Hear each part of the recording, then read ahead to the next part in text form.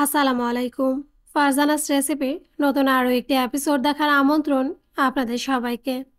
আমি আজকে আপনাদের করে দেখাবো পারফেক্ট চায়ের দোকানের মতো বা বেকারি স্টাইলের অথবা ফাস্টফুড শপ স্টাইলে একেবারে নরম তুলে স্যান্ডউইচ কেক, তাও আবার কোনো রকম ঝামেলা ছাড়াই সামান্য কিছু ঘরোয়া উপকরণে।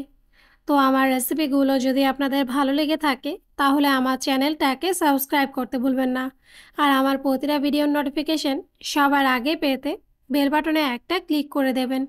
তো চলুন গিয়ে দেখে নিই চায়ের দোকানের মতো স্যান্ডউইচ কেক তৈরি করার সম্পূর্ণ প্রস্তুত প্রণালী।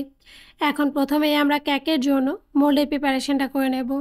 তাই এখানে আমি ওভেনের যে ট্রেটা থাকে সেই ট্রের ওপরে সামান্য পরিমাণ একটু তেল ব্রাশ করে নেব। এরপর ওপর থেকে ট্রে শেপ করে এরকম একটা বাটার পেপার বিছিয়ে দেব এবং পেপারের ওপরেও কিন্তু সামান্য পরিমাণে একটু রান্নার রেগুলার তেল ব্রাশ করে নেব।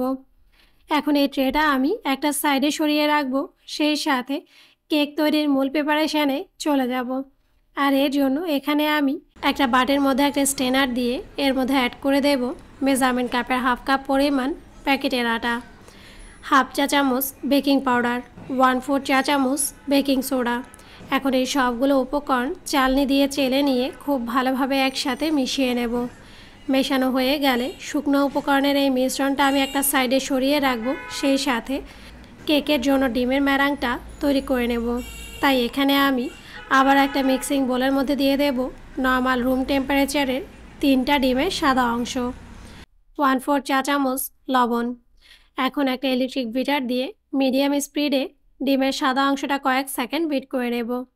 আর কিছুটা সময় বিট করে নেওয়ার পর এ পর্যায়ের মধ্যে অ্যাড করে দেব মেজারমেন্ট কাপের 1/3 কাপ চিনি। তবে চিনিটা কিন্তু একবারে ডিমের ম্যারাঙের সাথে মেশানো যাবে না, 2 থেকে 3 ধাপে চিনিটা আমরা ম্যারাঙের সাথে মিশিয়ে নেব। চিনিটা মিশিয়ে নেওয়ার পর ডিমের ম্যারাংটা কিন্তু ঠিক এরকমই ফ্লাফি হয়ে যাবে। আর এ পর্যায়ের মধ্যে অ্যাড করে দেব আগে থেকে যে 3টা ডিমের হলুদ অংশ, মানে ডিমের কুসুমটা আমরা আলাদা করে রেখেছিলাম সেই ডিমের কুসুম। এখন ম্যারাঙের সাথে ডিমের কুসুমটাও খুব ভালোভাবে মেশানো হয়ে গেলে এ পর্যায়ের মধ্যে অ্যাড করে দেব হাফ চা চামচ ভ্যানিলা এসেন্স, 2 টেবিল চামচ রান্নার রেগুলার তেল। এখন তেল আর এসেন্সটাও খুব ভালোভাবে ম্যারাঙের সাথে মিশিয়ে নেওয়ার পর এ পর্যায়ে দেখুন এরকম একটা ফ্লাফি ম্যারাং কিন্তু তৈরি হয়ে যাবে। আর এই ম্যারাঙের মধ্যে এখন আমি অ্যাড করে দেব আগে থেকে যে শুকনো উপকরণগুলো আমরা মিশিয়ে রেখেছিলাম সেই শুকনো উপকরণ। তবে সম্পূর্ণ উপকরণটা কিন্তু একবারে ম্যারাঙের সাথে মেশানো যাবে না, 2 থেকে 3 ধাপে ম্যারাঙের সাথে শুকনো উপকরণটা মিশিয়ে নিতে হবে, যেন কোনোভাবেই ম্যারাঙের ফ্লাফি ভাবটা কমে না যায়। দেখুন এরই সাথে স্পঞ্জ কেকের ব্যাটারটা কিন্তু এখন পারফেক্টলি তৈরি। এখন এই ব্যাটারটা আমরা একটা সাইডে সরিয়ে রাখবো, সেই সাথে আগে থেকে যে ট্রেটা আমরা তেল ব্রাশ করে রেখেছিলাম সেই ট্রেটা নিয়ে নেব এবং সম্পূর্ণ কেকের ব্যাটারটাই ট্রের ওপর ঢেলে দেব। এরপর হালকা হাতে একটা স্প্যাচুলা দিয়ে সম্পূর্ণ কেকের ব্যাটারটাই ট্রের চারধারে ছড়িয়ে দেব। সব শেষে ট্রেটাকে 2 থেকে 3 বার ঠিক এভাবে ট্যাপ করে নেব, যেন এর মধ্যে কোনো বাবলস থাকলে সেটা বেরিয়ে যায়। এখন কিন্তু এই কেকটা বেক করে নেওয়ার পালা। তাই ওভেনটাকে আগে থেকে আমি 160 ডিগ্রিতে 10 মিনিটের জন্য প্রিহিটেড করে নিয়েছিলাম। এখন সেই প্রিহিটেড করা ওভেনের ভেতরে আবারও কেকের ট্রেটা ঢুকিয়ে দেব এবং কেকটাকে বেক করে নেব 160 ডিগ্রিতেই 25 মিনিটের জন্য। 25 মিনিট পর দেখুন মাশাআল্লাহ করে কেকটা কিন্তু পারফেক্টলি তৈরি। আর এই কেকটা যে হয়ে গেছে সেটা প্রুফ করার জন্য একটা টুথপিক কেকের মাঝখানে আমরা পুশ করে দেখব। যদি দেখি টুথপিকটা একেবারে ক্লিন বেরিয়ে এসেছে, মানে কেকটা কিন্তু হয়ে গেছে। আর এ পর্যায়ে এই কেকটাকে আমরা জাস্ট এভাবেই উল্টে এর নিচের পাশে যে বেকিং পেপারটা আছে সেটা আলতো হাতে তুলে নেব। দেখুন এরই সাথেই কিন্তু তৈরি হয়ে গেছে একেবারে স্পঞ্জি স্যান্ডউইচ কেকের জন্য স্পঞ্জ কেক। এখন এরকম একটা স্কেল দিয়ে কেকের চারধারটা কেটে আমরা সমান করে নেব। এরপর কেকটাকে ঠিক এরকমই 3 থেকে 3.5 ইঞ্চি মাপ করে কেটে নেব। আর কেটে নিলেই কিন্তু এরকমই 3 পিস কেকের স্লাইস তৈরি হয়ে যাবে। তবে কেকটা ইকুয়ালভাবে ক্রিম দিয়ে কোট করার জন্য 1 পিস কেকের স্লাইস আমরা মাঝখান দিয়ে কেটে আবারও 2 ভাগ করে নেব। দেখুন এর সাথে কিন্তু স্যান্ডউইচ কেকের জন্য স্পঞ্জ কেকটা এখন পারফেক্টলি তৈরি। এখন এই কেকটা আমরা একটা সাইডে সরিয়ে রাখবো। সেই সাথে কেকের জন্য ক্রিমের প্রিপারেশনটা করে নেব। তাই এখানে আমি আবার একটা মিক্সিং বোলের মধ্যে দিয়ে দেব মেজারমেন্ট কাপের হাফ কাপ পরিমাণ হুইপ ক্রিম। আর চেষ্টা করবেন ক্রিমটা একেবারে ঠান্ডা অবস্থায় নিতে। সেই সাথে এর মধ্যে অ্যাড করে দেব 2 টেবিল চামচ আইসিং সুগার, 1/4 চা চামচ ভ্যানিলা এসেন্স। এখন এই সবগুলো উপকরণ আবারও হাই স্পিডে 3 থেকে 4 মিনিট বিট করে নিলেই কিন্তু এরকমই একটা থিক ক্রিম তৈরি হয়ে যাবে। এখন এরকম একটা পাইপিং ব্যাগের মধ্যে বড় ফুটোওয়ালা একটা নাজাল আগে থেকে আমি সেট করে নিয়েছিলাম। এখন আগে থেকে যে ক্রিমটা আমরা তৈরি করে রেখেছিলাম সম্পূর্ণ ক্রিমটাই পাইপিং ব্যাগের মধ্যে সেট করে নেব। আর এখন কিন্তু স্যান্ডউইচ কেকটা তৈরি করে নেওয়ার পালা।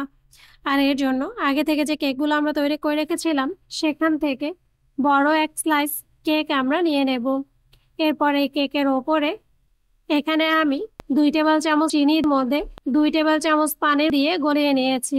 আর এই গোলানো পানিটাই কিন্তু আমরা কেকের জন্য সুগার সিরাপ হিসেবে ব্যবহার করব। এখন একটা ব্রাশের সাহায্যে সুগার সিরাপটা আমরা কেকের ওপর সাইডে ব্রাশ করে নেব। এরপর আগে থেকে যে ক্রিমটা তৈরি করে রেখেছিলাম সেই ক্রিমটা ঠিক এভাবেই সমানভাবে কেকের ওপরে লাগিয়ে নেব। এরপর একটা স্প্যাচুলা দিয়ে সমানভাবে কেকের ওপরে ক্রিমটা স্প্রেড করে নেব। এরপর আরও এক পিস যে কেকের স্লাইস ছিল সেই কেকের স্লাইসটার ওপরেও কিন্তু আমরা সামান্য পরিমাণে একটু সুগার সিরাপ ব্রাশ করে নিয়েছি। ক্রিম দেয়া কেকের স্লাইসের ওপরে হালকা হাতে প্রেস করে সেট করে নেব।